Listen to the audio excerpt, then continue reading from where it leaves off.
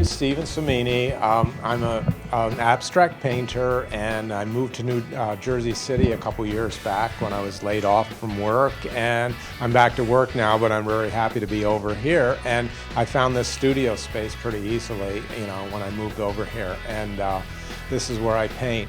But as far as my history goes, I actually started painting like this about 1995, 96.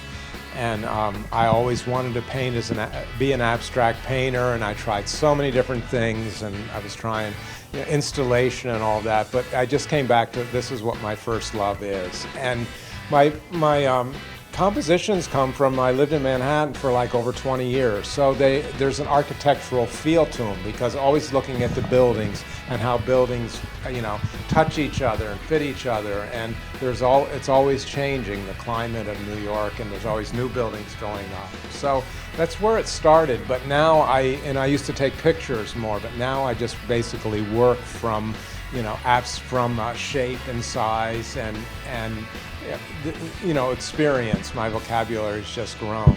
And recently, this past year, I was asked to do a show in this really small gallery, and it was like such a challenge because I didn't even know what I was going to put in there, because my pieces can be bigger. So I came across this idea to do really, really small pieces, and that's some of the pieces over here on this wall. They're little 6 by 6 inch squares.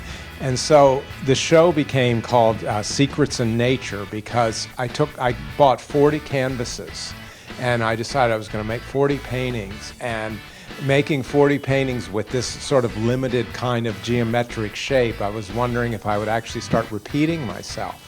And I realized as I did them that they all look so much different. And it became Secrets in Nature, because it's like when you look at a tree and you see leaves, they all sort of look the same, but when you start looking at them, they're all different. So that show was like really successful. Like when at the time of the opening, all 40 paintings were already sold when I opened up the show.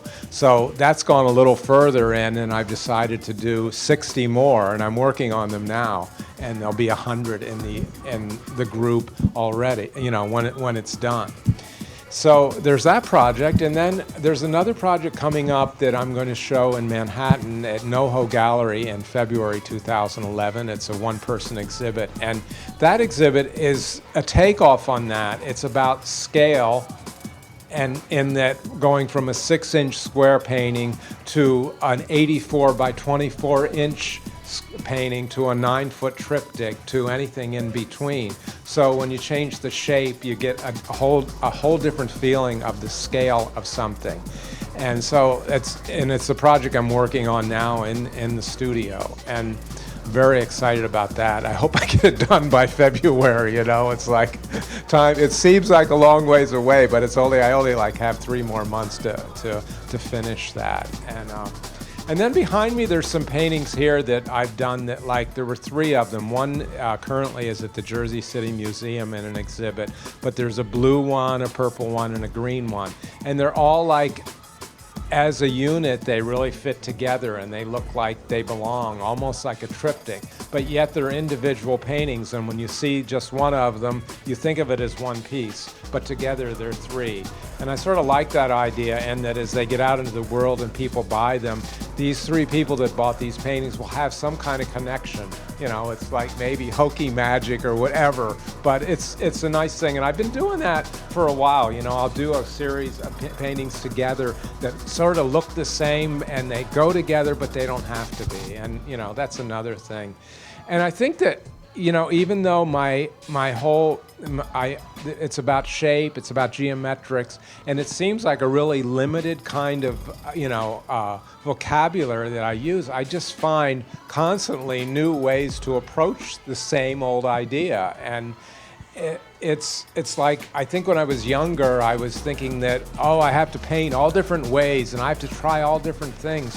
But I've honed in on this style, and it's like been over 15 years now, and I don't see it stopping anytime soon, because I'm always finding new, interesting ways to do basically the same thing, working with color and shape.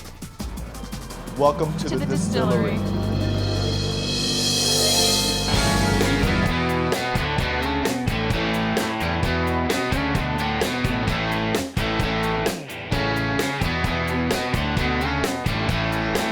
Hi, my name is Gabriel Pacheco. I'm a board member, and also the curator for the distillery. We're located on 7 Hutton Street between Palisade and New York, in the Heights. The distillery. This is actually the 4th show in the distillery. The name of the show is Mapping Race. We came to be actually, we started last March, and since March we had, Irene was the first, Irene curated the first show. It was called Technology. The second show was done by Hobart. It's an art organization run from artists from Jersey City and Hoboken and other parts of Jersey. And they're a collective of artists. They organized the second show. The third show was Introducing the Heights. And we had 28 artists participate in the show. Fantastic. And one, we have 15 artists. And it came out pretty fantastic. But I think it's a more mature, it's a more serious question to ask the artists in the sense of race and location and their point of view of how they view themselves as a person through their artwork. And I think when part of doing the Introducing the Heights, that show, was to bring those artists out and tell them, look, the distillery is here.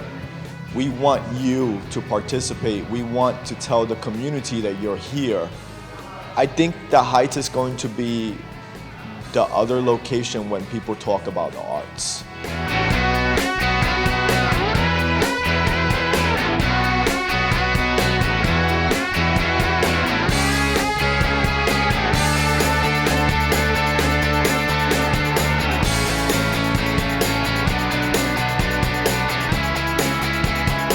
Hi, I'm Ken Bastard.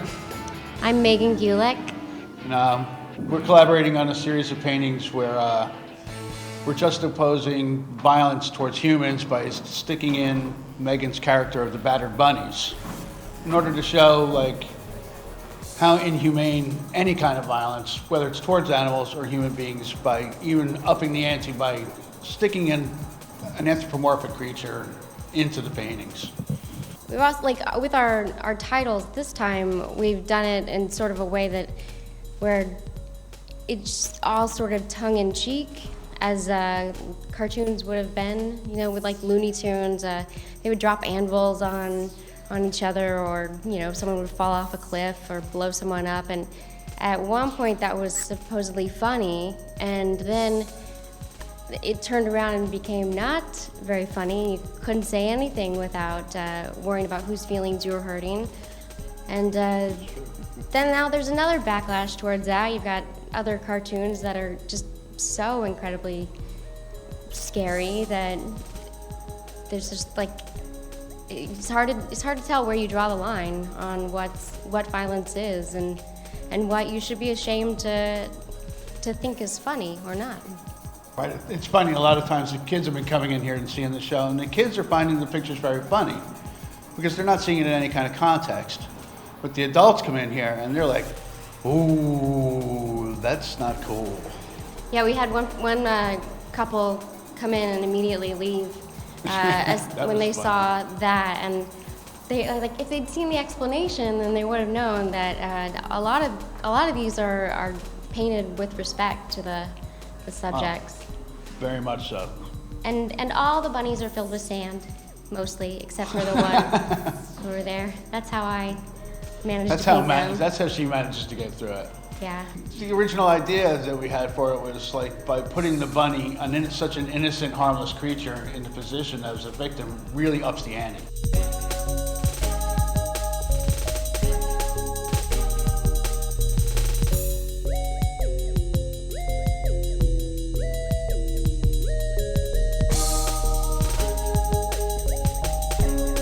Hi, my name is Lillian Ribeiro, and we're at the Gaia Studio located at 315 3rd Street in Jersey City. Gaia is a collective of women artists, and we work on photography, film, performing arts, visual arts, fashion, and being active in the community through pretty much any issues that involve women or our local or global issues. This is where we meet to work on our art projects or take part in a march or plan a performance event. I'm Roxana Mariquin, and I actually have a dark room in the Gaia studio. There are two artists in the front who are doing photography in black and white, and I'm one of them. And Natalie Zarrow is another one who's not here today. Codes can mean many things to different people, and we all took our own interpretation of it. And I think we were successful at showing that we all create our own codes while embracing everything around us, and everything gets incorporated and kind of threaded together. So that's what our show did, I think. I'm Maya Joseph Gottner. And I'm Peter Delman. And this is 365 Days of Print. I started this project in November in response to the potential extinction of the newspaper, and Peter Delman, who's a Jersey City artist, responded. Yeah, and I got really interested in the project, and I realized that I'd been collecting photographs, especially from the New York Times, right from when I first started making art. So I was pretty much born to do this project, and had this space. So we decided to do it together, and we're really happy with the result. A lot of people have come in today, so it's been great. Yeah, it's been a great day. We have invited other artists to participate, and this is really the kickoff of a larger project. We're going to be blogging about the news and inviting 10 artists every month to make works in response to the paper and the potential of the paper disappearing. The New York Times has been talking about discontinuing the print edition. When that will happen, I'm not sure. They are going to start charging for online access. And as you know, a lot of smaller cities have seen, their papers have either been bought by larger corporations or they've been discontinued entirely because of the cost of printing them and circulating them. So it's a changing time because there is so much information you can access on your mobile phone and on your computer at work. So fewer people really take the time to hold the paper in their hand and read it. So in response to that, a lot of artists have made works that really are focusing on what it means to engage with news behind a screen, and I think the results are very interesting and poignant. It's the 20th Studio Arts Tour here in Jersey City, and as all the others, it was very successful.